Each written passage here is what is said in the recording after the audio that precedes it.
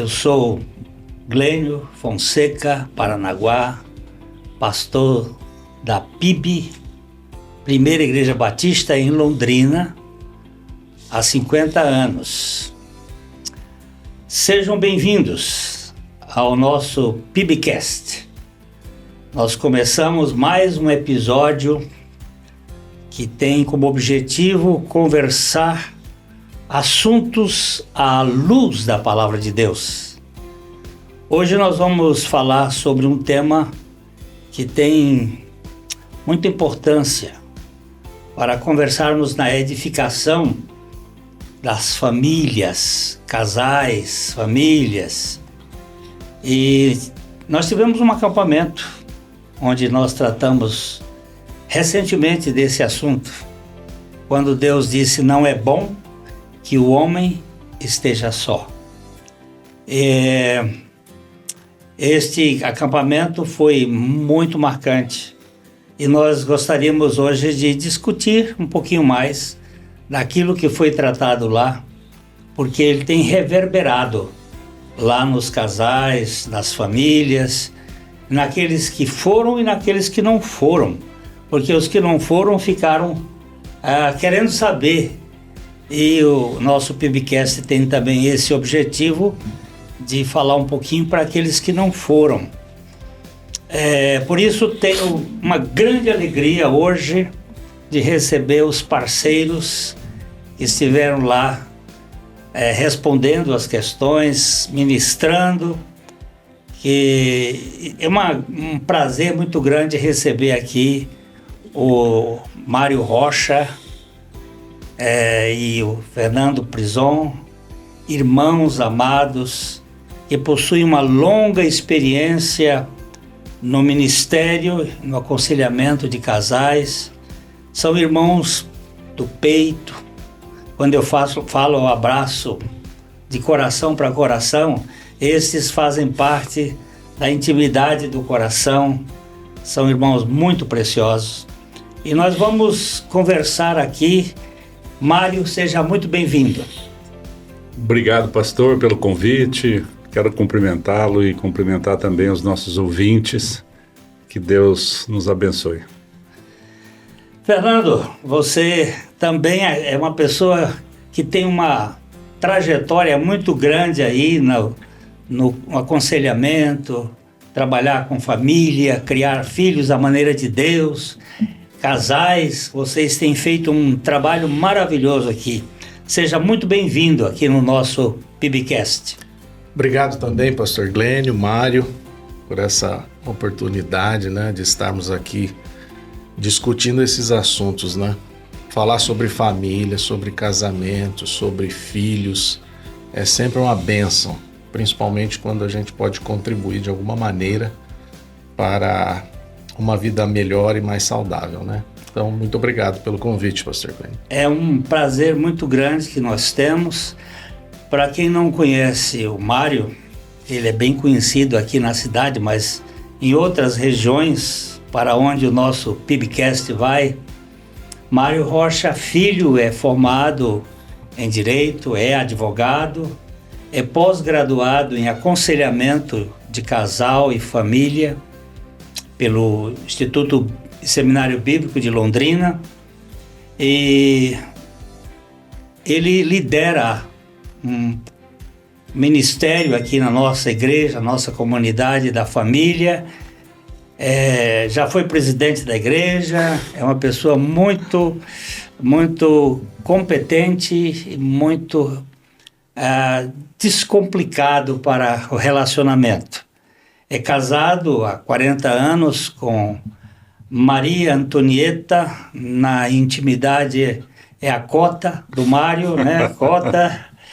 Eles têm 3 filhos, 3 homens e uma renca de netos, Meia dúzia. Meia dúzia de netos. E neto é coisa muito boa, Coisa muito boa.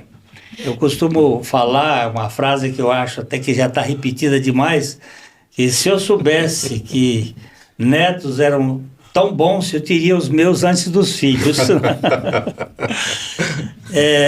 Já o Fernando Prison também direito, advogado, graduado também em conselho familiar e trabalha com casais há 35 anos, né? Por aí. E é casado com Cristina Medori. Tem 3 filhos e um neto.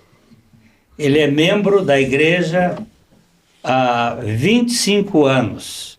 E desde o início, no ano 2000, ele iniciou trabalhando com estudos bíblicos nos lares, também no Ministério de Adolescentes. E eu falei que ele tem 35 anos de ministério com casais, porque ele tem 35 anos de casado. Então, você sabe que desde que se casa, a gente tem um ministério. Tem um ministério.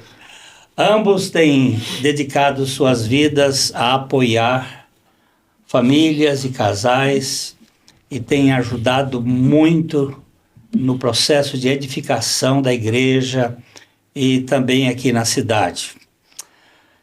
Então, para começar, nós vamos trazer aqui uma discussão a um livro que foi publicado na década de 50. Ele foi publicado em português com o título Multidão Solitária. O autor David Riesman, ele trabalhou muito a ideia de sociedades que têm uma herança tradicional, passado, aquela questão de cultura transmitida na tradição, que gera um relacionamento mais de contato, mais sólido, né? Depois nós tivemos aquele momento da passagem da sociedade agrícola para a sociedade industrial, e que houve uma mudança também no foco das pessoas, né?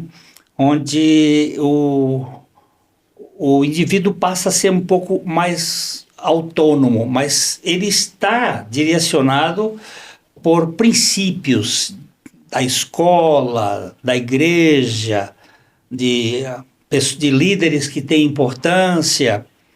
E finalmente nós chegamos o tempo da sociedade líquida, da sociedade da tecnologia, onde cada um vai mexendo, né? Ele não falava nesse tempo, porque foi 1950, mas ele falava de uma mudança de paradigma, que foi pós-guerra, em que a sociedade passaria a ter menos compromissos, e cada um fazia aquilo que os franceses chamam, deixa passar para ver como é que fica, né? Laissez-faire, laissez-passer. Vamos ver como é que vai ficar. Nós tivemos essa sociedade extremamente desconectada, e isso tem gerado casamentos descartáveis, relacionamentos descartáveis. Sim. Esse livro oferece um panorama muito interessante para nós entendermos as conexões interpessoais e como se reflete na nossa cultura em forma geral, hoje, que é casamentos que não duram, onde é bom enquanto dura, né? E o que dura é muito pouco. Sim. Então nós queríamos conversar um pouco aqui. Mário, você que observa casais, né? Trabalha com casais em relação ao desgaste, o distanciamento no dia a dia, como isso pode afetar a intimidade entre eles? Este tempo volátil, esse tempo onde as coisas são para ontem, né? Nós temos um momento em que o tempo, nós não sabemos mais esperar. Verdade. Como é que você analisa essa questão? Bem, pastor, como o senhor mesmo colocou, historicamente, as famílias, as sociedades conjugais, elas tiveram algumas influências externas do pós-guerra, do movimento feminista, né, da Revolução Industrial. Tudo isso vem influenciando basicamente no funcionamento do relacionamento casal e família. Então, cada mudança na sociedade, no contexto de onde as famílias vivem, vem refletir nas mudanças de valores, nas mudanças de hábitos, nas mudanças de relacionamentos, onde, longe daquilo que foi o plano de Deus, as pessoas vão se amoldando a hábitos que muitas vezes não são dentro daquele propósito que Deus tem para os casais na Bíblia. Então, esse distanciamento, o senhor falou do distanciamento casal, mas eu vou falar um pouquinho do distanciamento do homem com Deus. Esse distanciamento de Deus faz com que as pessoas percam a referência.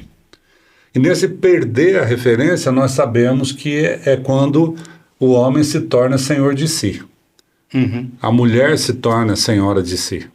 Então, dentro de um relacionamento onde cada um faz aquilo que acha que deve fazer, gera um conflito, gera uma relação conflituosa e, até bem pouco tempo, essa relação ainda conseguia permanecer por conta da tradição que o senhor falou, que é assim, o casamento é uma vez e acabou. Então, na sociedade tinha esse valor de que o casamento, mesmo que fosse ruim, mesmo que fosse conflituoso, tinha que se permanecer casado. Hoje, isso não existe mais. Sim. Hoje, esse grau de importância, de responsabilidade, esse grau de comprometimento, não existe mais. Por quê? O que interessa é o meu eu, é a minha felicidade, é aquilo que eu penso. Então, como um advogado também na área de família, eu recebo muitos casos no meu escritório que as pessoas vão lá para se divorciar por motivos banais. Motivos que você fala, puxa vida, né? Isso não poderia ser um motivo de divórcio. Mas, como essa é a saída, porque hoje o casamento perdeu a sua referência bíblica, então as pessoas têm optado por se separar ao invés de investir num crescimento, numa intimidade, num relacionamento mais próximo. E aí, Fernando, como é que você enxerga a importância de termos Jesus como centro do casamento? Especialmente quando falamos lá, nós tratamos um pouquinho sobre o cordão das 3 dobras, que Eclesiastes e Salomão tinham bastante experiência nisso aí, né, de casamento, porque ele tinha um bocado de mulher. Mas como é que pode ter uma relação significativa com esse cordão de 3 dobras? Eu acho que isso tudo tem muito a ver com aquilo que o próprio Mário falou agora. É a questão de valores, pastor Glenn. Quanto mais a sociedade ela vai se afastando de valores bíblicos, mais ela vai ficando egocentrada. E isso tem resultados, evidentemente, isso tem consequências, né? Então, nós vemos cada vez mais as pessoas, elas estão buscando a sua própria felicidade em detrimento da felicidade do outro. E nós sabemos que a palavra de Deus, ela é digamos assim, a única, se nós pudéssemos usar a religião num sentido positivo, ela é a única que tem uma ética voltada para o outro. Todas as demais filosofias, conhecimentos, são voltados para si mesmo, né? Então, o cordão de 3 dobras é uma metáfora bíblica para falar exatamente da necessidade da presença de Deus ou do próprio Senhor Jesus Cristo para fortalecer o relacionamento. Né? Então, nós vemos que quando os casais eles não estão fundamentados no próprio Senhor Jesus Cristo e acabam cedendo às pressões da cultura, às pressões da sociedade, eles acabam voltando para si mesmos. E ao fazerem isso, eles estão caindo numa armadilha. Que armadilha é essa? De que o casamento não vai conseguir se sustentar por si mesmo, né? Então, por isso que é tão importante a centralidade de Cristo na vida da própria pessoa e na vida do relacionamento conjugal. Por isso que Eclesiastes, quando fala, né, desse cordão de 3 dobras, sem ele a gente poderia quase que afirmar que um relacionamento tem grande chance de fracasso. Certamente. Né? E às vezes a gente até encontra casais, né, Mário? Fala assim, poxa, mas aquela pessoa, aquele casal, eles estão vivendo há tanto tempo, mas eles não conhecem, não têm conhecimento da palavra, ou, né, o Senhor não faz parte daquele relacionamento. Como é que se sustenta? Às vezes eu percebo, pastor Glênio, que casamento sem Deus, ele às vezes se sustenta porque alguém se anulou no meio do caminho. Verdade. Entendeu? Então por isso que as pessoas ainda estão juntas, mas juntas não significam unidas no mesmo propósito. É verdade. Aliás, o matemático, o filósofo Euclides, né, o chamado axioma de Euclides, o grego lá, ele fez uma figura chamada de axioma porque ele se explica por si mesmo, né? Se A é igual a B e B é igual a C, logo A é igual a C, né? Sim. 2 quantidades iguais a uma terceira são iguais entre si.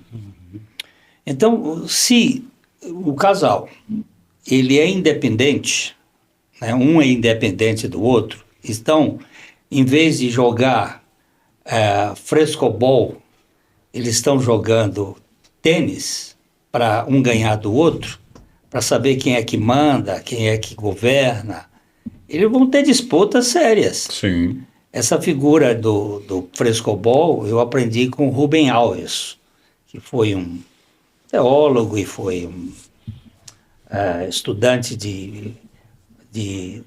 das doenças psíquicas, né?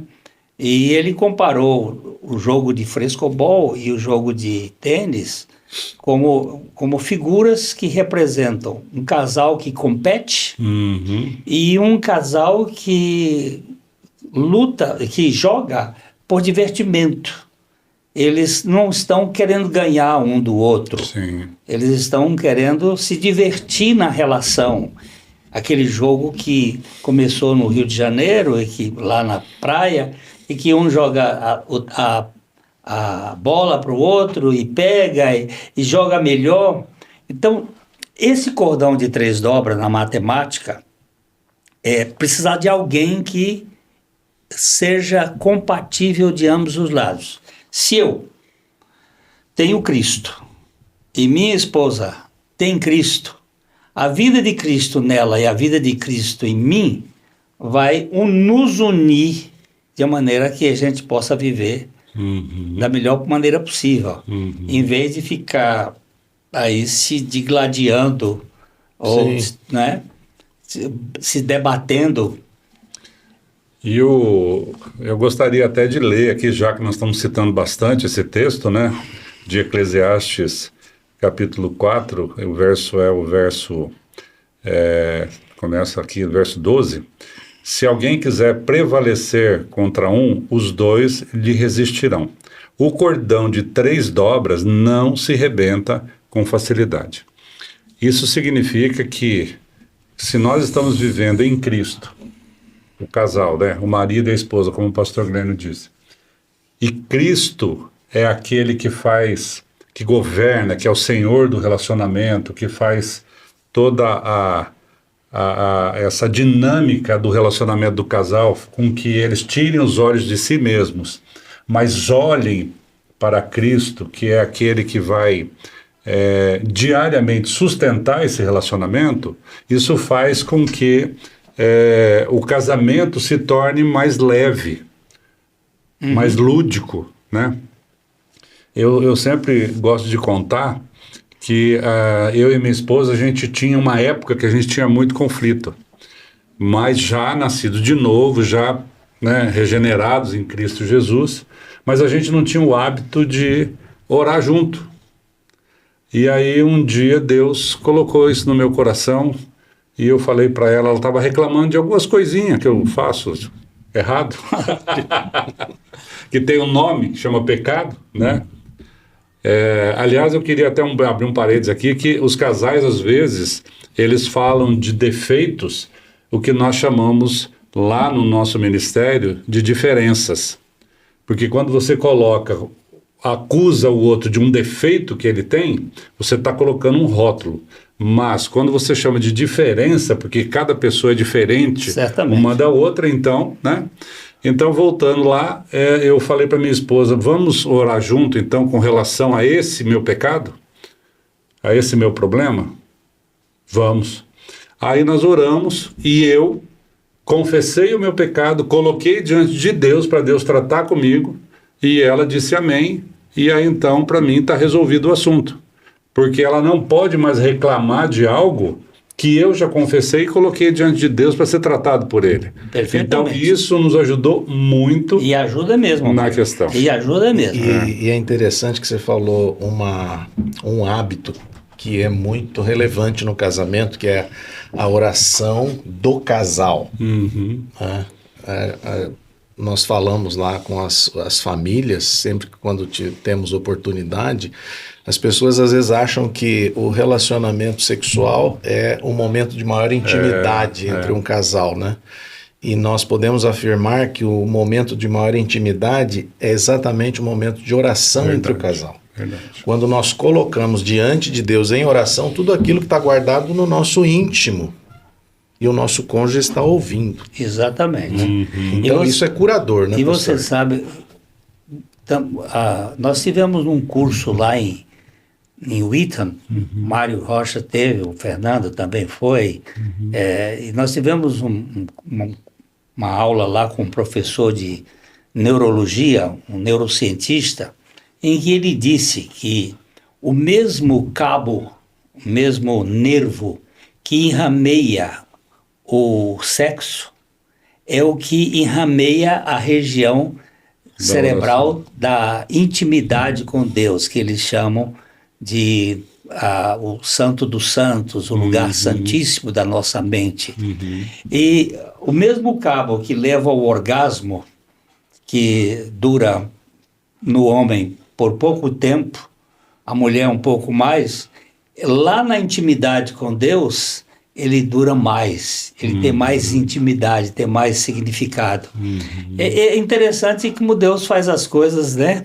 Pois é. O sexo é uma coisa maravilhosa, mas a intimidade com Deus no cordão de 3 dobras se torna... e falar nisso aí, e deixa eu mexer aqui um pouquinho mais, né? Outro aspecto que eu acho fundamental é o papel da esposa como auxiliadora, como aquela pessoa idônea que é parte, né? Porque quando você parte uma melancia, ela tem uma banda, outra banda que junta. Essa idoneidade, Deus criou todas as coisas e disse que era tudo muito bom. Aliás, a palavra hebraica para isso aqui é uma espécie de superlativo, né? Tov meod, que é um negócio bem grande demais. Mas ao chegar na criação do homem, Deus disse, tem um negócio que não é bom. Não é bom homem solitário, não é bom solidão. Como vocês creem que a compreensão desse papel pode ajudar os casais a se reconectarem e enfrentarem as dificuldades juntos? Mário já deu um exemplo aqui da oração. Vamos ver aí, o que vocês me dizem sobre esse assunto?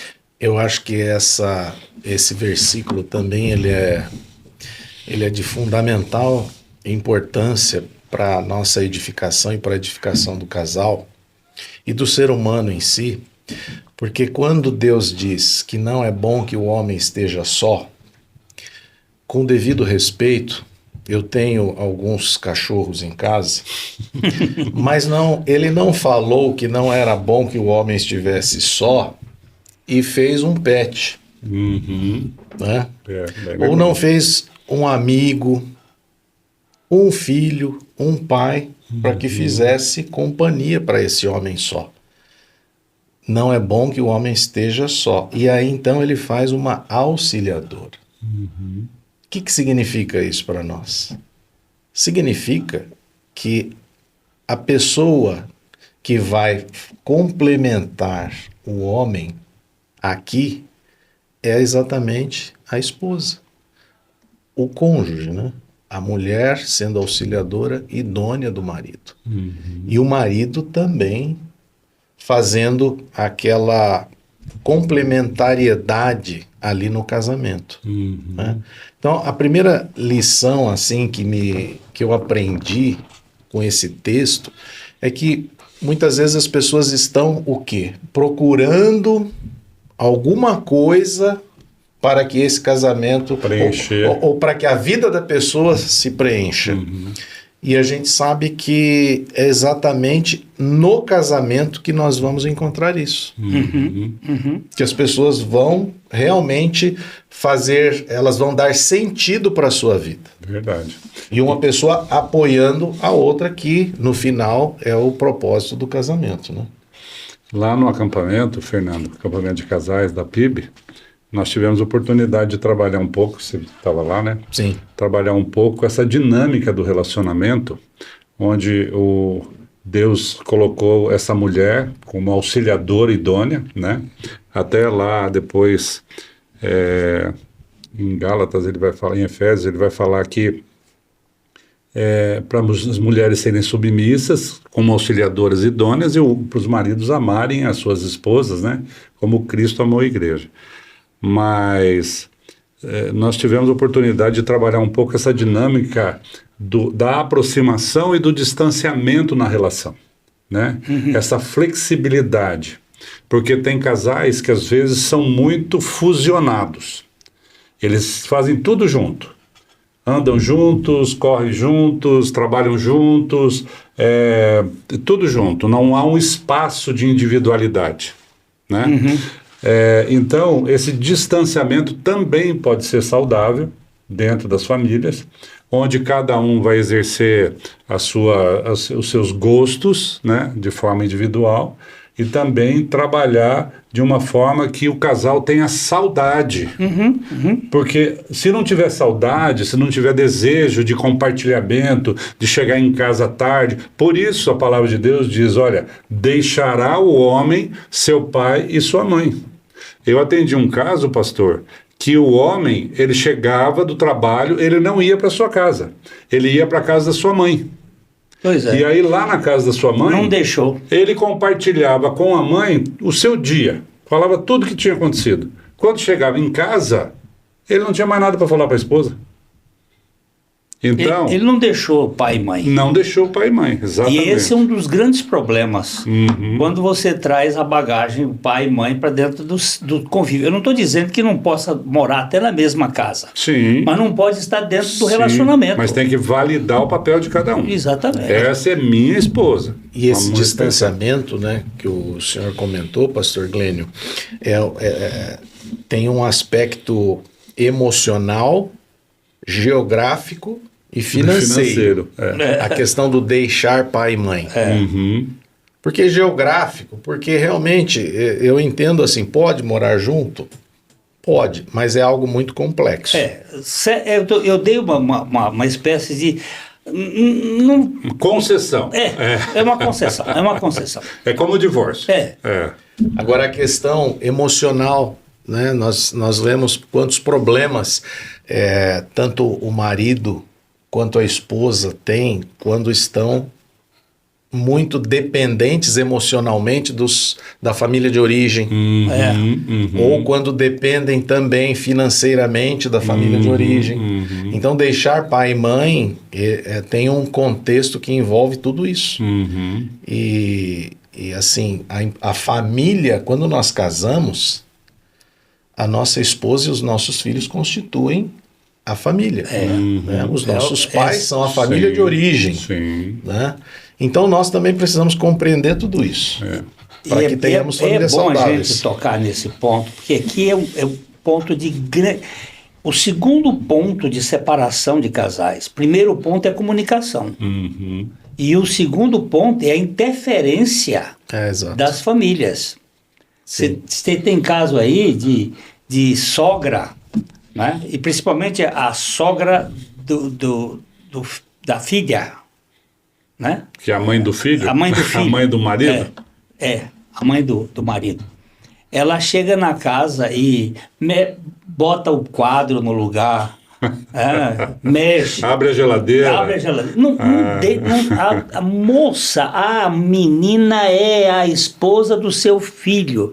Aquele problema que o Freud tratou lá atrás, de que o órgão sexual da mãe, do filho, precisa deixar de ser da mãe, porque idealisticamente a mãe pariu aquele filho e ela se acha dona. Acha dona. Ela agora casou, sai de perto, fica perto só para apoiar. Isso. E do mesmo lado, do outro lado, né? Isso. Pais que são interferem na vida do casal. E às vezes a interferência é até legítima, né? Nós pais, nós queremos o melhor para os nossos filhos. Só que nós precisamos entender que há um limite para isso. Exatamente. Que aquela interferência no sentido de ajudar os filhos, às vezes pode estar prejudicando. Esse é um trabalho que precisa ser feito. Por isso que tem um cordão de 3 dobras, né? Exatamente. Na consulta de Jesus. Qual foi o primeiro milagre de Jesus? Foi no casamento? Foi no casamento, Transformação de água em vinho. Transformação de água em vinho. Transformação do costume, do habitual, do corriqueiro, em algo especial que o Senhor fez ali.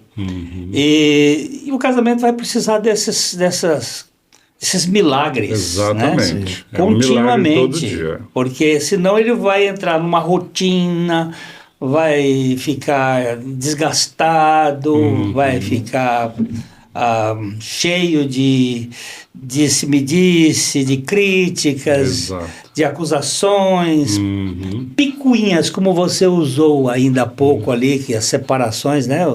Por coisas bobas, né? Bobas.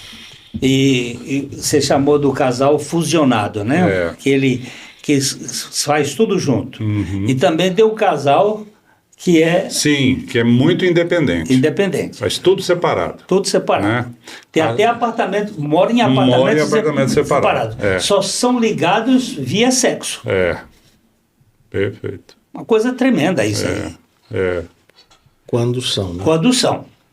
Porque às vezes o que eu tenho percebido também, talvez o Mário possa confirmar isso, é que muitos casamentos estão unidos única e exclusivamente por conta da questão patrimonial. Não tem mais vida. Motivo errado, né? Completamente errado. É uma união por motivos errados. Exato. Né? Eu já fiz um casamento aqui, num casamento. Eu estava participando da celebração de um casamento aqui em Londrina e falei sobre perdão, que é uma coisa importantíssima num casamento, porque a gente pisa na bola frequentemente. E se não tivermos a graça de Deus para produzir o perdão, aquilo vai armazenando. Isso. Os discípulos de Jesus disseram para ele, quantas vezes podemos perdoar uma pessoa? Até 7 vezes? Isso porque os rabinos diziam que só podia perdoar até 3. E Jesus disse não, ele foi buscar uma conta lá da família de Caim.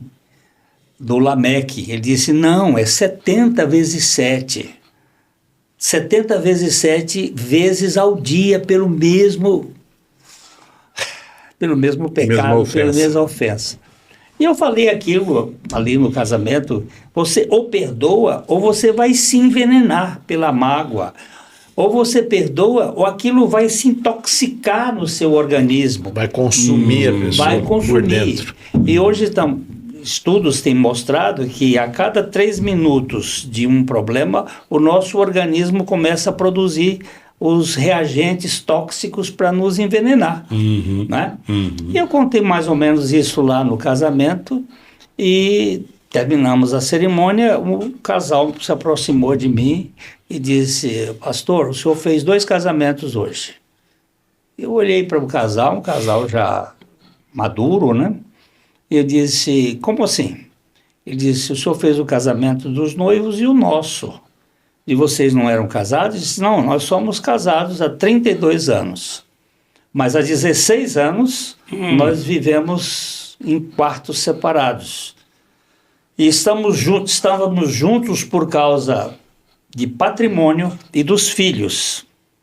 Mas nós estamos desconectados. Mas hoje, quando o senhor falou sobre perdão aqui, eu virei-me para ela e disse, você poderia me perdoar por tudo que eu já lhe fiz? 16 anos? 16 anos. Aí ela disse assim, e você vai me perdoar por tudo que eu já fiz a você? E os dois ali se perdoaram e ele disse assim, pastor, eles eram de uma outra cidade aqui do estado de São Paulo. Ele disse, pastor, nós nem vamos assistir à festa, nós vamos procurar um motel aqui, porque faz 16 anos que nós vivemos juntos, mas não temos nenhuma relação.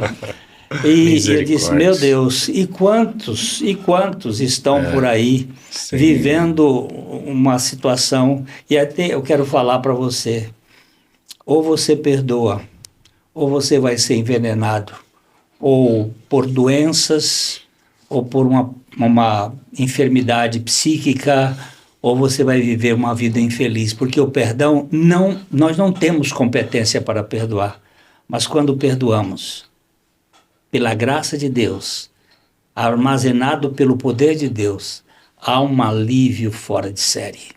É uma coisa muito grande. E, se o senhor me permite, pastor Glênio, é muito interessante que quando nós olhamos para a mensagem do Evangelho, quando nós olhamos para aquilo que Jesus Cristo realizou, né, a obra de redenção que ele realizou na cruz, nós vemos exatamente o quê? 2 coisas, 2 atributos de Deus. O amor de Deus e o perdão de Deus. E muitas vezes as pessoas acham que o que irá sustentar o casamento, o relacionamento conjugal, é apenas o amor. Mas é o amor e o perdão.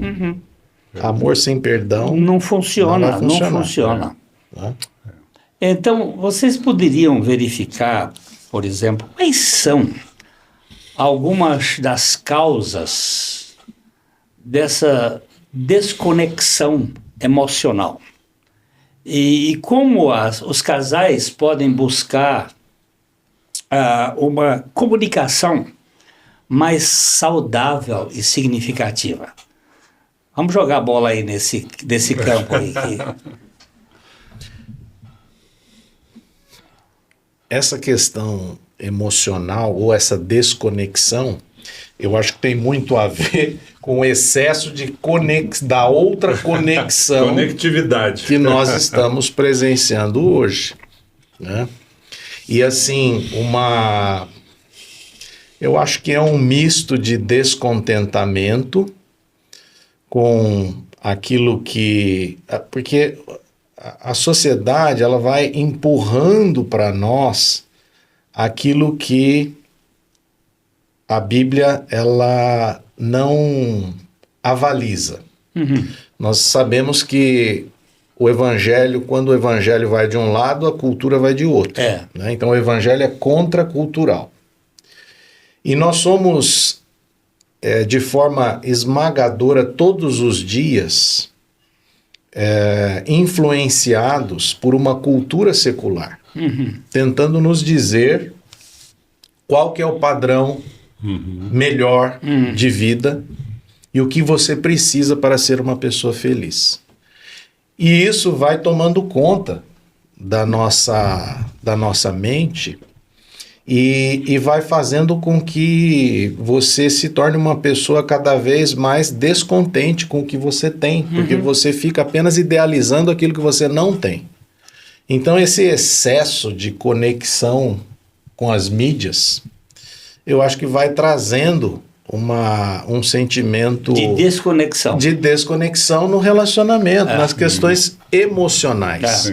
Isso vai sendo prejudicial e vai chegando a um ponto porque a pessoa vai olhando para si mesma, pastor Glenn. Por isso que o que foi conversado aqui no início, o padrão, né, os valores que nós encontramos na Bíblia, na palavra de Deus, eles são padrões que fazem nos levar para uma ética para o próximo. Né? Perguntaram para Jesus qual que era o principal dos mandamentos. Né? E o segundo que ele citou é amar o próximo como a si mesmo. Filipenses vai dizer que nós precisamos considerar o outro superior a si mesmo. Então essa falta de entendimento é que eu acho que acaba levando as pessoas para essa questão das feridas emocionais, né? Para esses problemas no relacionamento.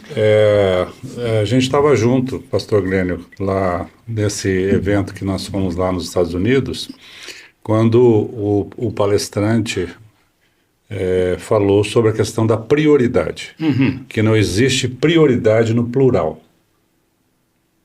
Né? Quando você fala prioridades, você já tem uma porção e aí então some a importância da primeira. E eu acho que o que está acontecendo, que está trazendo essa desconexão também, é deixar a família sempre por último.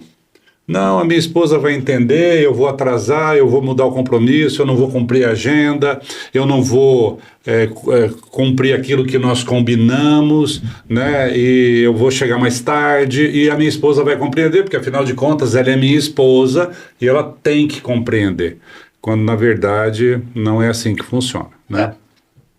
Quando nós colocamos a nossa família, o compromisso com a nossa família como a prioridade, porque Deus assim quis, né?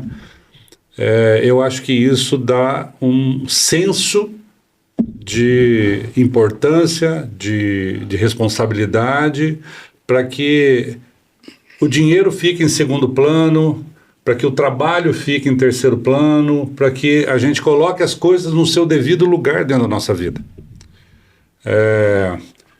Recentemente, um casal da nossa comunidade veio conversar comigo que ele estava recebendo uma oferta de emprego que ia ganhar 3 vezes mais, só que ia ter que ficar de plantão 24 horas por dia, todos os dias. Não ia trabalhar 24 horas, mas tinha que ficar à disposição 24 horas. Se estivesse em casa, dormindo, precisasse, tinha que atender. Então ele não podia fazer plano de viagem, de lazer, de sair com o filho, de nada disso, né?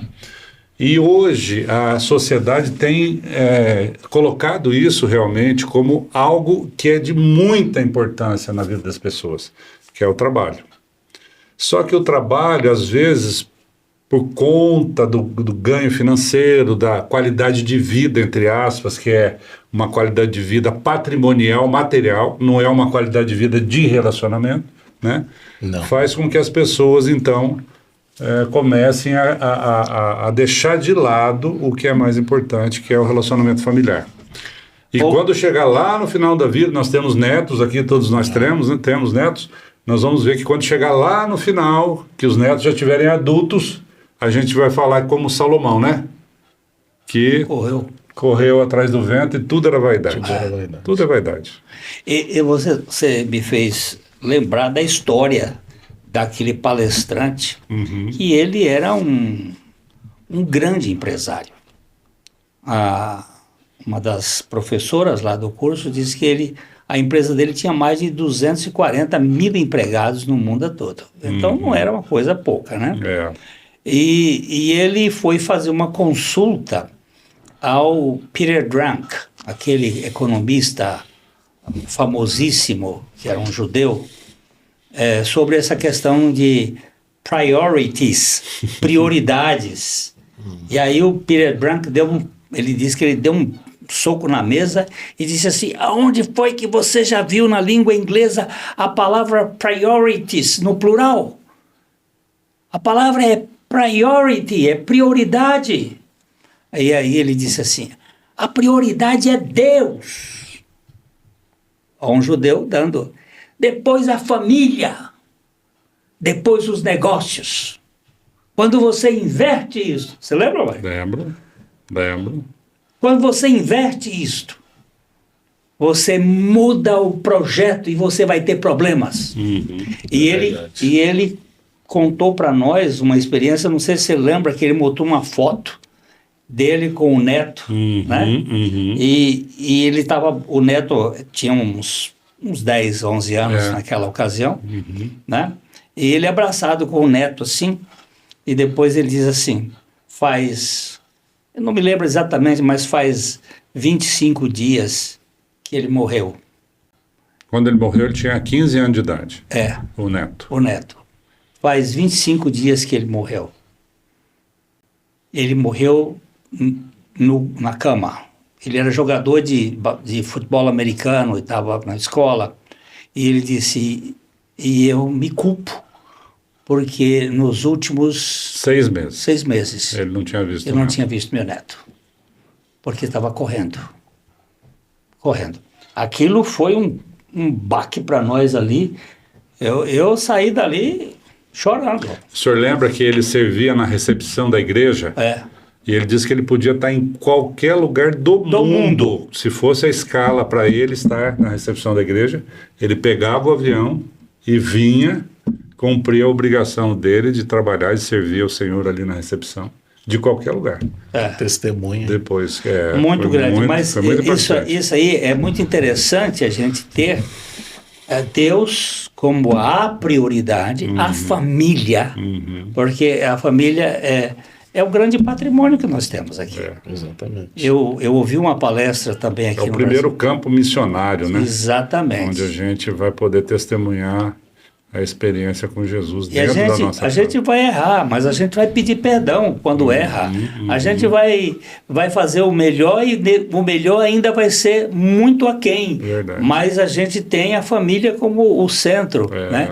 Eu vi um preletor aqui, Derek Prince, que ele fez uma palestra aqui no estado de São Paulo, e eu ouvi ele falando, e ele disse o seguinte: se eu ganhar todo o dinheiro do mundo e eu perder minha família, eu sou um fracassado.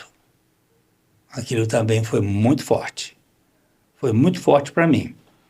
Eu sei que você falou há pouco, Fernando, sobre as feridas emocionais, né? Que os casais acabam sofrendo aí.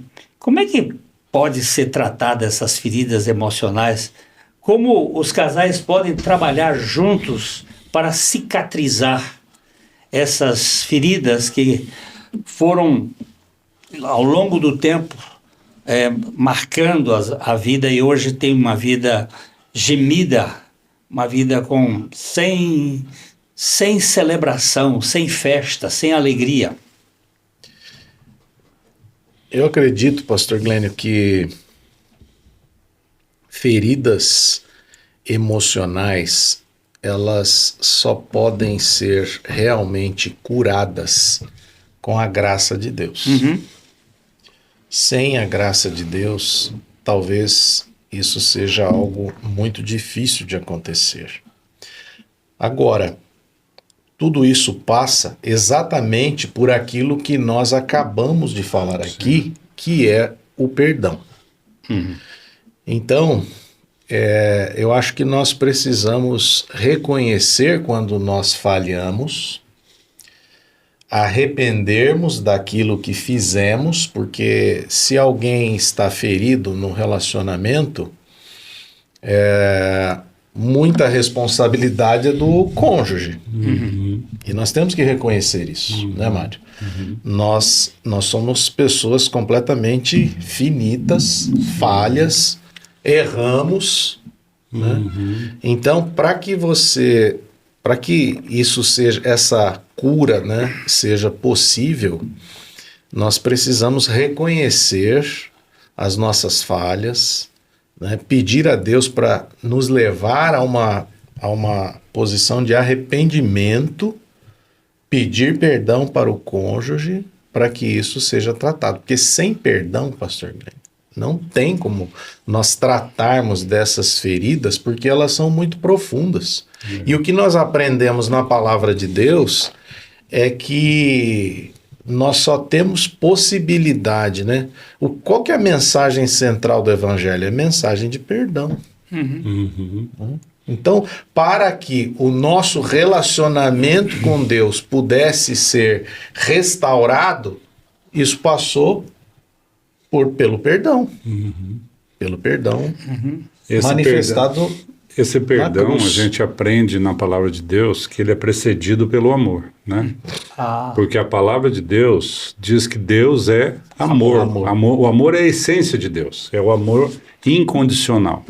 Tanto é que nós sabemos que Deus amou o mundo de tal maneira que deu o seu Filho unigênito, único, para que todo aquele que nele crê não pereça, mas tenha a vida eterna. Então, esse texto vai nos dizer quão grande é esse amor de Deus, a ponto de dar o seu único Filho por nós, por mim, por vocês, por nós, pecadores, todos indignos, né, que nada mereciam. E esse amor de Deus, ele veio para quê? Ele veio para perdoar os nossos pecados. Então, essa dinâmica que você já tinha falado antes, do amor com o perdão, que trabalham juntos, né? A própria oração do Pai Nosso vai dizer, né? Perdoai as nossas ofensas, assim como nós perdoamos. Então, o perdão, a gente tem falado para os casais, não é uma opção. Não é uma opção. Eu perdoo, eu não perdoo porque eu não estou com vontade de perdoar. Não, você foi perdoado de uma dívida impagável. Então você não tem opção de não perdoar sua esposa ou seu marido. Até porque você é como se nós tivéssemos sido creditados, né? Deus creditou o perdão na nossa conta. E com esse crédito de perdão, né, como o senhor mesmo sempre fala, né, pastor Glenn? Eu não tenho condição de perdoar minha esposa se não for o perdão que eu recebi em Cristo. Exatamente. Eu não tenho essa condição. Mas uma vez que eu recebi, eu não tenho escolha. Eu gosto de contar distribuir, né? Eu gosto de contar umas historinhas, né? Porque as historinhas, às vezes, elas esclarecem, né? Sim. Eu fui visitar uma pessoa que estava com câncer, era uma médica, estava com câncer, estado terminal, aqui em Londrina. E lá no hospital eu comecei a perguntar para ela quando é que aquele câncer tinha começado. E ela disse, olha, tem uns 3 anos e meio.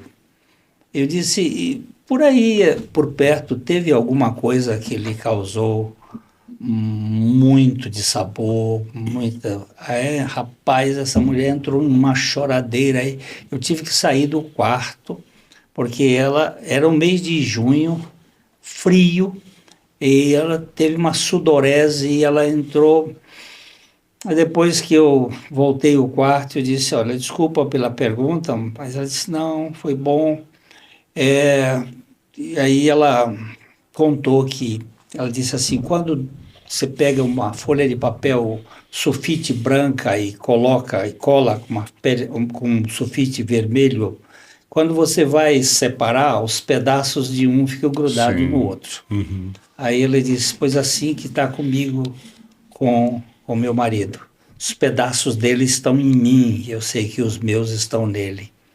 Eu disse, olha, eu não sou médico, mas eu posso dizer que a etiologia de sua doença são amarguras profundas. Aí está a sua causa da doença. A senhora está alimentando um rancor, um ódio aí dentro que está lhe fazendo mal. E eu fui tentar, eu disse, olha, eu vou orar, se a senhora achar que a oração aqui minha corresponde, a senhora repete, né? E eu fui orando, E cheguei a um ponto que eu disse, com o perdão de Jesus, eu perdoo meu marido. E ela segurou, porque eu não consigo. Eu digo, não diga eu não consigo, diga eu não quero. Eu quero morrer de câncer. Eu quero ser punida. Não consigo. Não diga isso que a senhora está mentindo. Presta atenção no que eu disse. Com o perdão de Jesus, eu perdoo meu marido. A senhora não tem perdão. O perdão não é seu. Aí eu fiz uma ilustraçãozinha rápida ali. Eu disse, olha, eu tenho viajado muito pelo Brasil e eu preciso comprar um avião para poder... Porque eu fico às vezes 6, 7, 8 horas num aeroporto esperando conexões e isso é perda de tempo. Eu estou precisando comprar um avião para eu poder fazer minhas viagens, mas eu não tenho dinheiro para comprar. Mas eu estou andando lá em Nova York, e tinha um bilionário na época, que eu não vou citar o nome dele aqui, mas era o homem mais rico do mundo, e eu estou andando na Quinta Avenida e o bilionário olha assim, ô Glênio, você está aqui?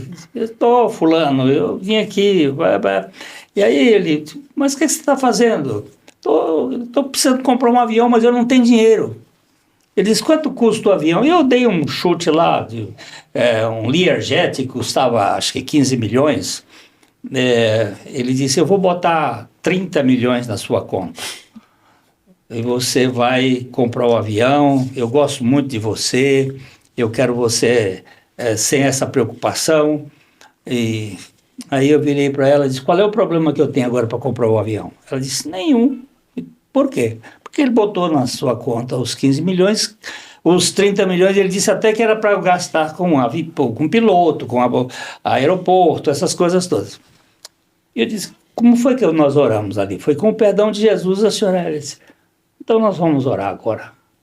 E aí, quando nós chegamos, eu disse o nome do marido dela, com perdão, eu perdoo fulano, aí ela disse até um palavrão, né, na hora, assim como fosse um desabafo, eu te perdoo, seu fulano de tal.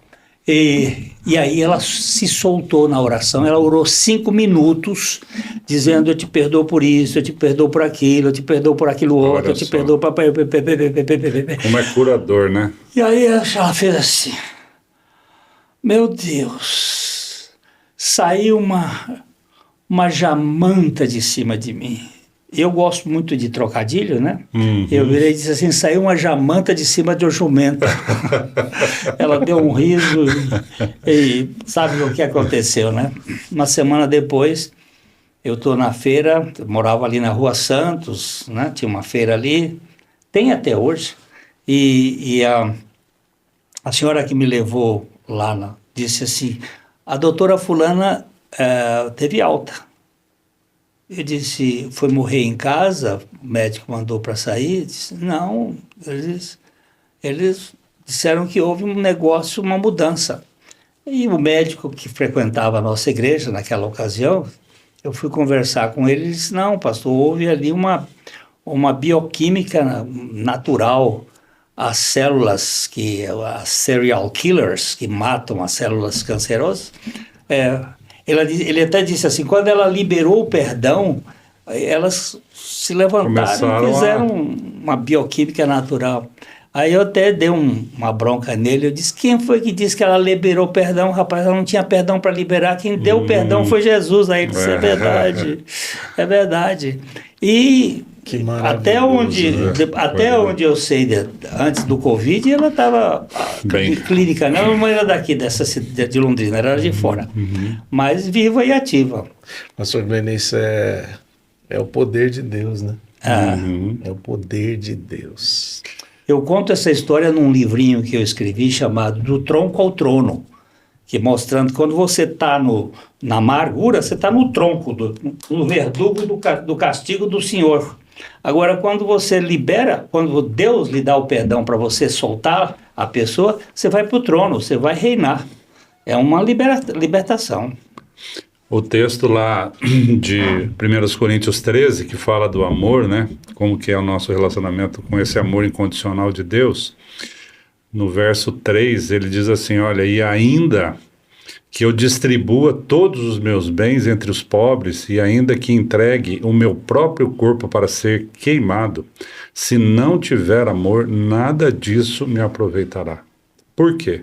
O amor é paciente, é benigno, o amor não arde em ciúmes, não se ufana, não se ensoberbece, não conduz inconvenientemente, não procura os seus próprios interesses, não se exaspera, não se ressente do mal e não se alegra com a injustiça, mas regozija-se com a verdade. O amor tudo sofre, tudo crê, tudo espera, tudo suporta. O amor jamais se acaba. Coisa mais maravilhosa. E é interessante que esse Quem somos nós para falar que o amor acabou, né? Acabou. Às vezes eu recebo visita lá no meu escritório dos casais querendo se divorciar. O que aconteceu? O amor acabou. Mas, Gente, Mário, olha que interessante. assim? O que eu ia falar exatamente. Que amor é esse que Paulo está escrevendo aí aos cristãos de Corinto? É o ágape, né? É o amor ágape. Exatamente, né? E nós sabemos que a palavra de Deus vai falar do amor filia, do storge, do eros e o ágape. É o amor ágape. É exatamente o amor que nós não temos, mas que foi Deus, que é o amor incondicional outorgado por Deus para nós e exato. nossos corações. É lógico que nós não temos esse amor em nós mesmos. Não, sim, né? O amor sim. ágape. Mas é o amor de Deus, Mas esse amor É com esse incondicional. que a gente perdoa, né? Sim. exatamente. E é isso que o apóstolo Paulo diz, que o amor de Deus é derramado em nossos corações pelo Espírito Santo que nos foi dado. Outorgado. Nós estamos falando aqui de casamento na cultura cristã. Pessoas que estão envolvidos no dia a dia de uma fé, de um relacionamento da igreja. Mas nós sabemos que existem relacionamentos que são feitos sem essas pessoas terem uma experiência com Deus. E aí muitos estão realmente em vulnerabilidade. Existem casamentos adoecidos, onde as pessoas se agridem de uma maneira até física. Como é que a gente pode tratar desse assunto para que as pessoas saibam que o nosso ponto de vista aqui é tratar do casamento no modelo de Deus, mas tem gente que está num casamento que não é no modelo de Deus. Perfeito. E que está sofrendo. Perfeito. E como podemos ver isso? E vocês, como advogados e como conselheiros matrimoniais, podem nos ajudar a ver isto? Foi muito bom o pastor tocar nesse assunto, porque realmente nós falamos aqui do ponto de vista da palavra de Deus, de pessoas regeneradas, pessoas que estão vivendo pela fé os seus casamentos. Porém, nós sabemos que na sociedade, obviamente, existem questões de doenças, de agressões, de violências domésticas, inclusive. Aí eu vou partir mais para um lado do direito, né? Que eu queria até deixar aqui um recadinho para as pessoas que estão sob violência, que estão passando por esse tipo de coisa. Não é simplesmente aceitar a agressão ou aceitar uma condição de ser subjugada, mas aí nós temos as soluções que seriam até casos de polícia, né, de mulheres. A gente vê muitas mulheres que sofrem agressão, apesar de que homens também podem ser agredidos. Mas nós, inclusive, temos na nossa comunidade um ministério de aconselhamento de casal e família, onde as pessoas que têm qualquer dificuldade, não precisa nem pertencer à nossa comunidade, podem buscar ajuda com uma equipe que nós temos lá de conselheiros. Não somos psicólogos, somos conselheiros. Conselheiros familiares. Né? Familiares que nós trabalhamos com a palavra de Deus, mas que muitas vezes nós somos obrigados a encaminhar esses casos para que a pessoa saia dessa situação de violência.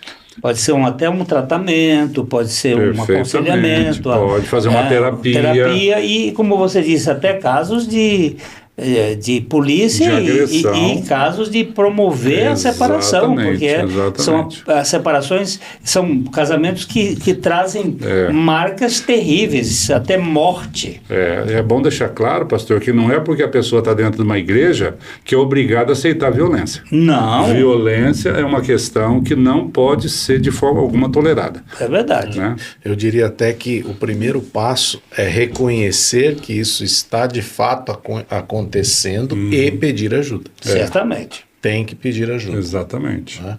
Pede ajuda para alguém próximo, pede ajuda de alguém, como o Mário falou, na nossa própria comunidade, ou na comunidade que essa pessoa está inserida, para que ela possa ter um pouquinho de bom senso do que está acontecendo, porque quando a pessoa está sofrendo esse tipo de violência, ela acaba ficando aprisionada àquela situação e não consegue se desvencilhar disso sozinha. Por isso que é importante ela pedir ajuda de alguém de fora, um profissional, alguém para poder orientá-la. E se for o caso, isso vai ser encaminhado até as vias judiciais e legais. Nós não pregamos o divórcio, mas também não aceitamos o massacre das personalidades. Então, Jesus disse que o divórcio foi dado por causa da dureza do vosso coração. Então, um casamento que está sofrendo os reveses da estupidez, daquilo que há de mais brutal no ser humano, ele não pode perdurar e não deve permanecer dentro desse processo. Perfeito. Agora, nós cremos na restauração, cremos no Evangelho, cremos no poder da cruz, que a cruz crucifica a nossa natureza velha, e na ressurreição... É a mudança de dentro para fora. A ressurreição é a vida de Cristo que vem viver em nós. Amém. Eu já vi casamentos que você dizia, não sai, e saiu para a glória de Deus transformado. Amém. Aliás, é o que o senhor falou, né? O Evangelho é transformação de vida. Exatamente. É isso. Nós temos algumas perguntas, né, que foram feitas lá no acampamento, algumas dores de alma, e a gente procura responder com transparência, com amor, né, com condição de poder trazer luz para o problema. Eu vou trazer aqui algumas questões. Eu peço que cada um de vocês compartilhe sua visão para ajudar, quem sabe, alguém, né? Hoje nós estamos falando aqui para os nossos ouvintes, mas lá foi assim, olho no olho, né? Porque a pessoa que perguntou estava lá, estava ouvindo, né? O marido estava ouvindo. O marido ouvindo. A mulher falando. E é assim que a gente é curado, sabe? Porque a Bíblia diz que é na luz que nós somos iluminados. Não podemos viver nas sombras, nas cortinas, por baixo das cortinas. Isso aí tem adoecido muito. Então, se a família do marido está interferindo demais no casamento, como agir sem magoar ninguém? É uma tarefa... Eu lá no acampamento, eu trouxe uma experiência própria, né, minha. Porque no começo do casamento a gente tem muito pouca experiência no lidar com isso, porque você acabou de sair da tua família, que a gente chama de família extensa, né, que é a família de origem, para ir para uma família que você está formando essa família, e alguns valores a gente traz e outros a gente não quer, né, para nós, porque tem algumas coisas da nossa família de origem que a gente não acha que não é legal, então a gente não adota para nossa família. Mas em especial essa questão, eu acho que uma boa conversa, né, no sentido de outorgar valor, assim, como homem, o que eu fiz? Eu outorguei valor para minha esposa. Então, olha, a minha esposa é a dona da casa, é ela que administra, é ela que toma decisões. Eu não faço nada sem falar com ela. E uma coisa que me ajudou muito, Fernando, é que todas as conversas com a minha família de origem, mãe, pai e demais, eu sempre tentei colocar a minha esposa junto para que eles vissem que nós dois éramos um. Porque a Bíblia diz que, né, deixará o homem seu pai e sua mãe, tornar-se-ão uma só carne. Então, esse uma só carne, é importante que a família de origem veja o casal como um. Para não... Porque hoje, voltando um pouquinho para a questão social aqui, política, a gente vê que a polarização é que faz a separação. Então, quando o casal, a família vê que o casal é unido, eu acho que isso é uma boa mensagem para se levar para a família de origem. Eu concordo com você, Mário. E eu acho que o que você está também se referindo é você estabelecer limites. Sim, sim. Então, e estabelecer limites não é algo simples de se fazer. Então, essa pergunta, como agir sem magoar ninguém, é um desafio. Difícil. Por quê? Porque quando você estabelece limites, isso vai ferir algumas suscetibilidades. Certamente. E o sogro, a sogra, o pai ou a mãe poderão ficar um pouco magoados. Mas a saída é a conversa franca. Não tem outra forma de você resolver a questão da interferência sem você falar abertamente o assunto. E se está havendo uma interferência, é porque algo está errado mesmo. Então precisa ser corrigido. Então tem que se fazer isso, pastor Glênio, com amor, evidentemente, mas colocar limites pode ferir suscetibilidades, mas é a única saída que nós temos. Eu tenho, quando eu chego, eu já fiz 1.457 casamentos, cerimônias de casamento, né? E eu tenho atendido muitos casais, e quando chegam num caso assim, eu sempre procuro dar a seguinte orientação. A interferência nesse caso aqui, é a família do marido que interfere no casamento. Quem tem que conversar com a família é o marido.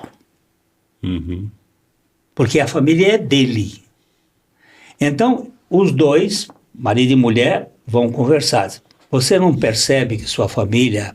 Porque tem muito marido que não percebe. Também, é verdade. Você percebe que seus pais, que sua família está interferindo no nosso relacionamento?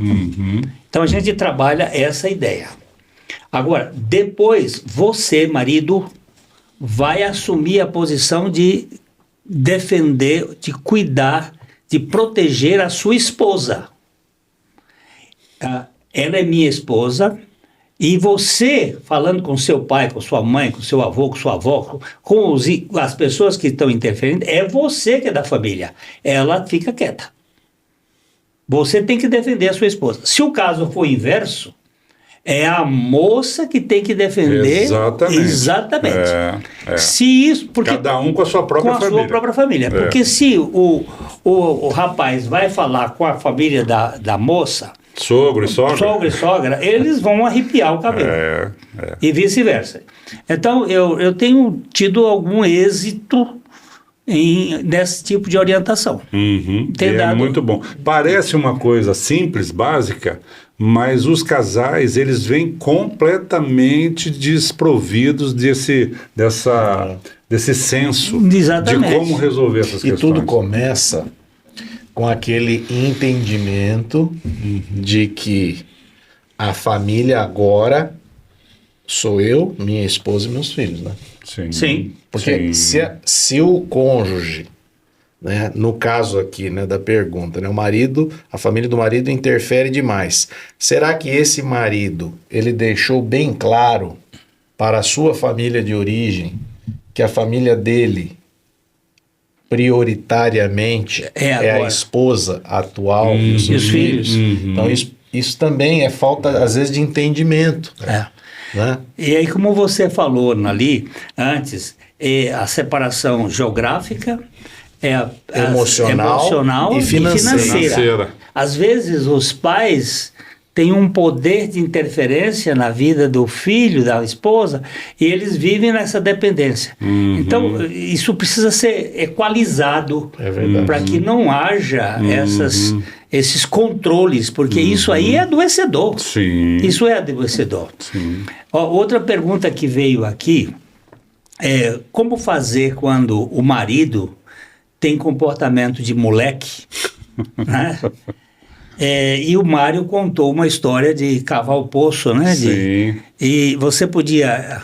Não, na verdade, pastor, eu vi um vídeo, muitos podem ter visto esse vídeo, de um acidente que aconteceu, não sei nem qual país, que tinha um poço que tinha mais ou menos uns 40 centímetros de diâmetro, um poço fundo, e tinha caído nesse poço uma criança de uns 1 ano e meio, mais ou menos, de idade, que a gente acabou vendo depois.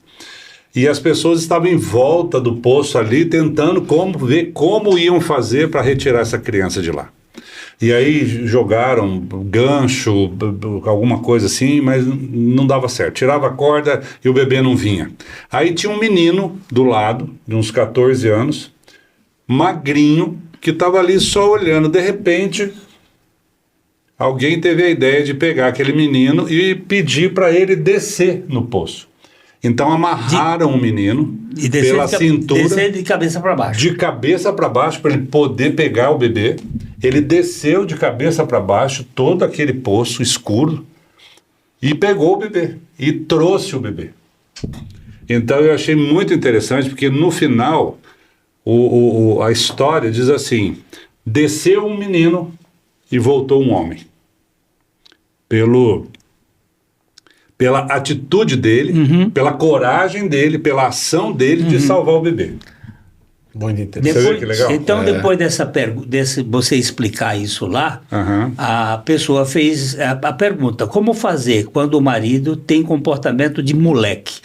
Como é que ele faz para ele ficar homem, né? Para virar homem?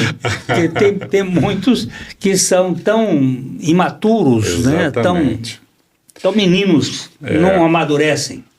Bom, eu acho, pastor, aqui é o mesmo capítulo 13 de 1 Coríntios, Paulo termina escrevendo que, até eu abri aqui para ver, ele termina escrevendo assim, quando eu era menino, falava como menino, sentia como menino, pensava como menino. Quando cheguei a ser homem, desisti das coisas próprias de menino. Então hoje, o que nós estamos vendo? Homens, pais, jogando videogame.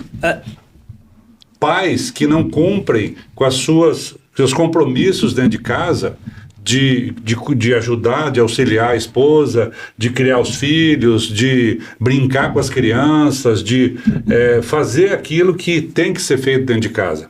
Porque eu penso assim, que o homem não tem opção. Eu vou descansar, ou eu vou chegar em casa, vou pegar um controle remoto e vou esperar sair o jantar. Não existe isso. O que eu costumo falar para os casais é que quando o homem chega em casa às 6 horas da tarde, põe a mão na maçaneta para entrar na sua casa, ali vai começar o segundo tempo.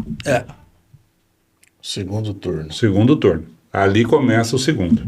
Não é, agora eu cheguei na minha casa, eu vou descansar. Então, como que a gente pode traduzir isso? Quando o homem tem a admiração, nisso eu creio que a mulher tem um papel muito importante. Quando a mulher outorga para esse marido o papel que Deus deu para ele, de ser o cabeça da sua casa, de ser o líder que toma as decisões, que provê, que alimenta, que cuida, que defende, esse menino vira um homem. É verdade. Isso não tem nem... Isso hoje é contracultural. Sim. Porque nós estamos numa sociedade que está quebrando os valores. né? É. Mas não tem como modificar, não tem como curar esse problema sem encanar o osso. Exatamente. Temos que ir para o... Vai ter dor. Vai ter dor, mas vai ter. Eu contei uma história lá que veio uma pergunta, e até o Fernando vai dar uma resposta depois, como ele deu lá. Uma pergunta que chegou lá, disse: o que fazer quando o pelo do rabo do leão acabou? A história é interessante. Uma moça casou-se com um rapaz e eles estavam vivendo muito bem, um casamento muito feliz. E aí começaram, depois de um tempo da lua de mel, a lua foi acabando, o mel foi também acabando, e vieram os problemas, as discussões, e depois de um tempo estavam se ferindo emocionalmente. Ela procurou um velho juiz para providenciar uma orientação, como fazer para fazer o divórcio, para acabar. O juiz ouviu a conversa da moça e depois disse: eu tenho um remédio que pode lhe ajudar a acabar com essa ideia do divórcio. E ela disse: mas que remédio? Ele disse: eu tenho um remédio, se você me prometer, eu faço o remédio para você tomar. Ela disse: eu quero, porque eu amo meu marido, mas as coisas estão difíceis. Ele disse: olha, lá na beira do rio tem um velho leão lá, um leão grande.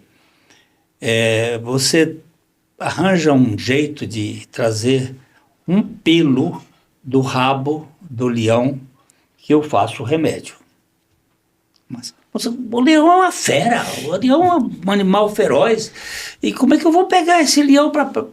Ele disse: olha, quanto a isso eu não entendo, eu só entendo do remédio, e o remédio, para ser feito, eu preciso de um pelo do rabo do leão. A moça ficou, mas ela queria restaurar o casamento dela, e no outro dia ela foi lá na beira do rio, e lá ela viu o leão a uma distância enorme, e ela olhou para o bicho, abriu a pata, o leão abriu aquele bocarra dele lá e os dentes, e ela ficou apavorada e saiu correndo, foi embora. No outro dia ela ficou pensando: o que eu posso fazer? Ela pegou um pedaço de carne e botou lá uma distância, ficou escondida.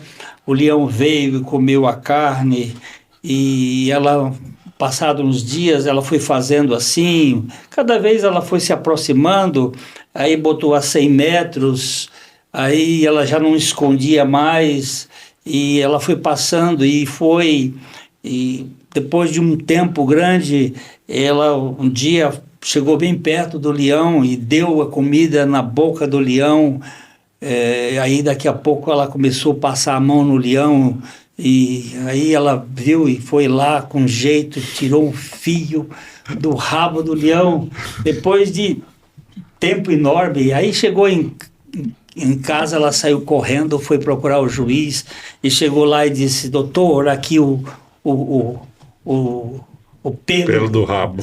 E ele disse: menina, você foi muito corajosa, que coisa preciosa, você teve paciência para poder fazer esse trabalho. E ela disse: e agora o senhor vai dar o remédio? Ele disse: o remédio você já tomou. Como assim eu tomei o remédio? Eu tive que passar por um sofrimento tremendo, foi muito estresse, e o senhor vai dizendo que eu tomei o remédio? Você teve muita paciência. Paciência! Eu não quero paciência. Você teve paciência. Paciência é um remédio. Aí quando eu contei essa historinha lá, aí depois... Veio a pergunta. Veio a pergunta: como é que faz quando o pelo do rabo do leão acaba? Aí o Fernando deu uma resposta que trouxe... Aí a gente arranja outro leão. Porque paciência né, pastor Glênio, é algo que nós teremos em qualquer relacionamento, né? E é algo difícil, mas a pergunta da pessoa foi muito interessante, né? Ela deu a entender, falou, mas como é que faz, né? Se eu já peguei todos, precisa arranjar outro leão. Tem que arranjar outro leão. Tem que arranjar outro leão. Mas a paciência é aquela coisa que você estica, estica, estica e ele tem mais condição de esticar, né? O amor de Deus é longânimo. Né? Diz que Por foi isso que a paciência que levou o jabuti para a Arca de Noé. Ele não desistiu. Não desistiu. Então a gente sabe que tem problemas, né? Mas o milagre de Jesus naquele casamento, a parte melhor foi no fim. O melhor vinho estava no fim. E eu me lembrei agora, pastor Guilherme, de uma passagem lá em Romanos capítulo 5, versículo 3, né? O apóstolo Paulo diz assim, e não somente isso, mas também nos gloriamos nas próprias tribulações, sabendo que a tribulação produz perseverança, a perseverança, experiência, e a experiência, esperança. E a esperança não confunde. Não confunde, porque o amor de Deus é derramado em nosso coração pelo Espírito Santo que nos foi outorgado. Não é? Então nós sabemos que, como que é o método de Deus? Deus, eu preciso de paciência. O que Deus vai dar para nós quando nós pedimos a Ele paciência? Ele vai usar, às vezes, da própria tribulação, da dificuldade. Ele vai dar tribulação. Exatamente. Para que você possa, né? A tribulação ser treinado na paciência. Produz perseverança. A perseverança, experiência, e a experiência, esperança. É verdade. Então, se a gente quiser ter esperança, nós temos que ter tribulação.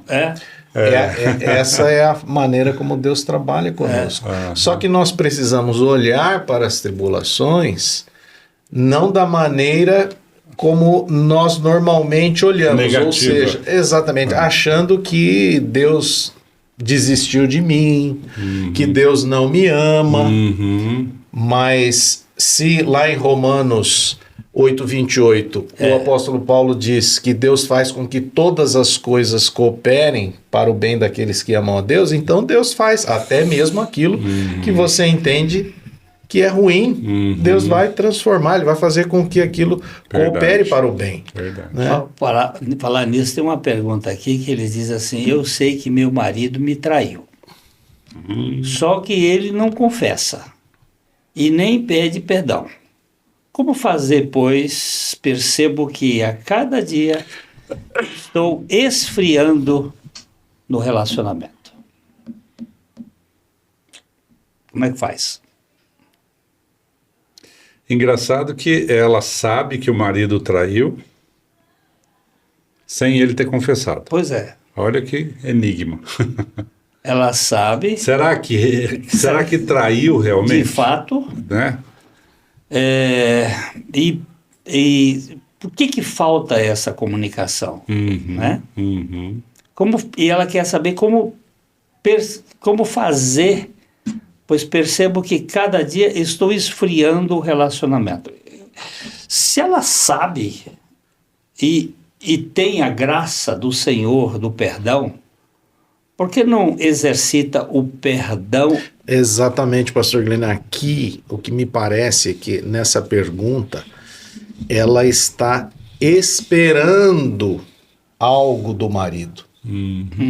Mas em determinados momentos no relacionamento, nós não podemos ficar esperando, porque o que nós aprendemos lá em Romanos 5:8, né? O apóstolo Paulo diz lá que, mas Deus prova o seu amor para conosco pelo fato de ter Cristo morrido por nós quando ainda éramos pecadores. Se Cristo estivesse esperando nos arrependermos para que Ele pudesse nos perdoar, nós já estaríamos completamente perdidos, porque isso não iria acontecer. Aliás, é o perdão que leva ao arrependimento e não o arrependimento que traz o perdão. Perfeito. Então, se ela já sabe, o nosso conselho seria, pelo menos o meu, eu acho, ela deveria chamar ele e não ficar aguardando isso. Uma coisa importante no relacionamento casal, família e no relacionamento com Deus é a gente olhar para a gente compreender que o tratamento é individual de Deus para mim, de Deus para mim em relação à minha esposa, de Deus para mim em relação aos meus filhos. Quando você olha esperando, tendo uma expectativa de uma atitude do outro, muitas vezes você não está se abrindo para ser tratado por Deus. Sim. Então, esse perdão, ainda que ele não confesse, eu gostaria de dizer isso, que ainda que ele não confesse, ela deve perdoá-lo para que ela seja curada. Sim. Porque senão ela vai continuar magoada. Sofrendo todos esses problemas. A gente não entende por que tem que viver desse jeito, quando tem uma maneira muito mais simples. Eu me lembro de um amigo que me contou uma história de uma mulher que veio procurá-lo e que ela tinha traído o marido há 27 anos. E ela sofria, ela já tinha experimentado a graça de Deus, mas ela sofria com aquilo. E um dia ela procurou o pastor dela e contou a história. Ele disse: olha, eu conheço o seu marido e eu sei que ele é uma nova criatura. Eu sei que ele é um homem do evangelho, do perdão. Eu acho que você podia falar para ele.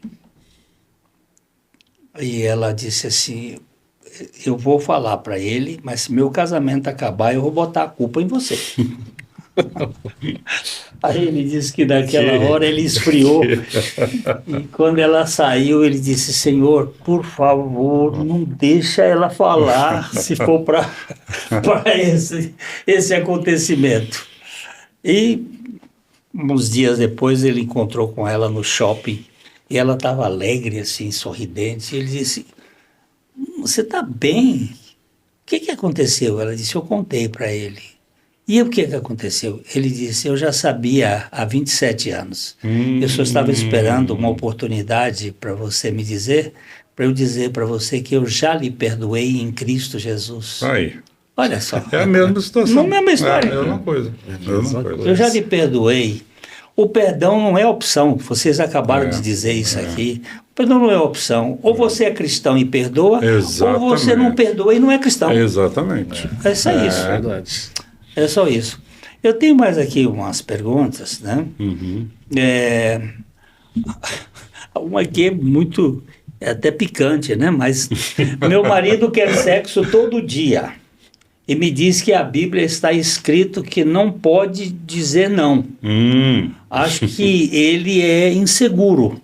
Como fazer para ele entender que eu o amo, mesmo não estando disposta todos os dias a ter sexo? Sexo todo dia. Eu sei que tem umas tribos aí que o cara pode ter até 5 relações sexuais por dia. Tem uns caras lá na Austrália, os aborígenes. Eu já ouvi ele falar. Mas o cara que quer sexo todo dia, nem todo dia essa mulher pode estar pronta para isso. Sim. Né? Mas o que é isso? Nós precisamos entender, pastor, que o sexo, a relação sexual não consentida, ela é um estupro. Sim. Em primeiro lugar. Então, se a mulher não quer, ela tá, pelo jeito, ela está reclamando aqui. Né? É um gemido. Ela tá dizendo que ela não está de acordo com isso. Então, é preciso entender que esse marido tem que conversar com essa esposa e chegar num consenso em relação a isso. Porque o sexo pode ser bom para ela também. Ela não está dizendo que ela não gosta de sexo, né? E eu acho até que aqui ele deve estar se utilizando de uma passagem bíblica, né, Mário? Para exigir dela esse tipo de comportamento. É aquele texto de Paulo lá, que o corpo da mulher pertence ao marido, o corpo do homem. Mas ele diz também, vocês têm para se separar, para oração, para um objetivo. O que talvez... Por mútuo consentimento. O que a gente tem que tomar cuidado é porque, é como diz aquele ditado, né? Texto fora de contexto é pretexto. Então, não é porque um determinado versículo fora de contexto pode ser utilizado para o meu próprio benefício. Isso é manipulação. Sim. Né? Então, esse marido provavelmente está fazendo uma manipulação aqui com o texto bíblico. Mas a minha esposa tem uma resposta bem legal sobre isso. Quando eu tiro do contexto e falo que o corpo dela é meu e eu quero, e ela não quer, aí ela diz que o meu também é dela e ela não quer me usar. Então fica tudo certo. Muito boa. Você quer? Eu não quero. Pronto. Eu não quero usar o seu. Está resolvido. Exato. O Agostinho, o Santo Agostinho, ele foi um homem realmente que tinha uma sexualidade exacerbada. Mas quando ele foi convertido pelo Senhor, ele se tornou um homem moderado, né? E depois ele até adotou uma vida de celibatária, né? Por livre e espontânea vontade e diante do Senhor. Então eu diria para essa pessoa, né? Ele precisa conversar esse assunto com Deus, porque uma das coisas dos frutos do Espírito é o domínio próprio. Sim. Se essa insaciabilidade está aí, é alguma coisa que está talvez até nos problemas de sua formação, de sua relação familiar, alguma coisa, algum trauma. Mas o Senhor pode mudar completamente, porque Ele é o Deus que sara, porque pelas suas pisaduras nossas doenças e enfermidades podem ser saradas. Amém. Muito bem, poderíamos ficar aqui um tempão, está tão gostoso, mas o tempo vai terminando. Eu gostaria de agradecer imensamente a participação de vocês, Mário e Fernando, por ajudarem cada um de nós, os nossos ouvintes, a entender melhor o propósito de Deus para o casamento e como separar os desafios de uma vida a dois. É, né? verdade. Mário, foi um prazer grande e você tem as suas palavras agora para... Pastor, eu agradeço muito por poder participar com vocês aqui, foi uma grande alegria para mim. Eu só queria me despedir dizendo aos casais que casamento é um compromisso, é uma disposição diária de vontade. A gente precisa levantar todos os dias querendo continuar casado. É verdade. Não é? E aí, então, o casamento se manifesta na medida que Deus vai trabalhando na vida de cada um. E eu gosto muito desse assunto, dessa área, porque eu vejo o agir de Deus dentro das famílias. Isso é muito prazeroso. Certamente. E aí, Fernando? E pegando um gancho no que o Mário falou, também queria agradecer essa oportunidade de nós estarmos aqui batendo esse papo, mas lembrar, né, que o amor, ele não é apenas sentimento. Aquela questão de você receber o amor. Aquilo que o Mário falou é que o amor também ele é ação. Então nós temos de estar dispostos a amar e a agir nesse sentido em relação ao nosso cônjuge. E essa mudança de mentalidade faz todo sentido, pastor Glenn. Certamente. Eu digo que o verbo casar, ele não tem passado. Eu não posso dizer eu me casei. ele é um presente contínuo. Estou casando. Estou casando. É um gerúndio, é uma ideia, porque como viver, eu não posso dizer eu vivi. Eu estou vivendo. Se eu dissesse, se eu tivesse vivi, eu estava morto. Quem já morreu. Então o casamento é um processo, e é um processo de 3 dobras, né?